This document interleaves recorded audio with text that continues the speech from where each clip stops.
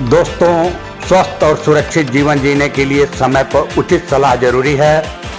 मैं Akhilanand Tiwari, Hindustan health time से, और इस समय हम लोग मौजूद हैं बलिया सुभाष नगर स्थित वेदांता क्लिनिक पर, और हम बात करेंगे वरिष्ठ फिजिशियन डॉक्टर कृष्णा सिंह जी से। हम आपसे जानना चाहेंगे कि स्वस्थ हृदय को कैसे रखा जाए और उसे स्वस्थ रखने के लिए क्या करना चाहिए।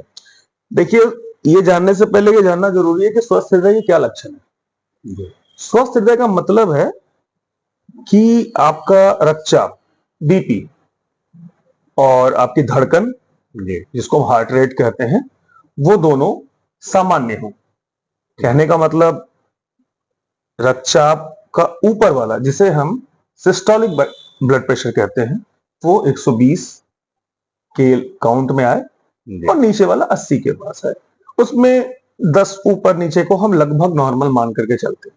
लेकिन जब अप्रत्याशित रूप से इसमें वृद्धि होगी, आपका सिस्टोलिक और डायस्टोलिक ब्लड प्रेशर बढ़ा रहेगा, तो इसको हम एक अस्वस्थ हृदय की कंडीशन मानते हैं।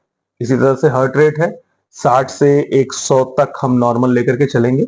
लेकिन उसके बाद यदि हार्ट रेट में पल्पिटेशन होता है या ब्रेडिकार्डिया होती है, आपका हार्ट रेट कम हो जाता है, उस कंडीशन को हम लोग फिर एबनॉर्मल मान के चलेंगे। ये तो स्वस्थ हृदय के लक्षण है।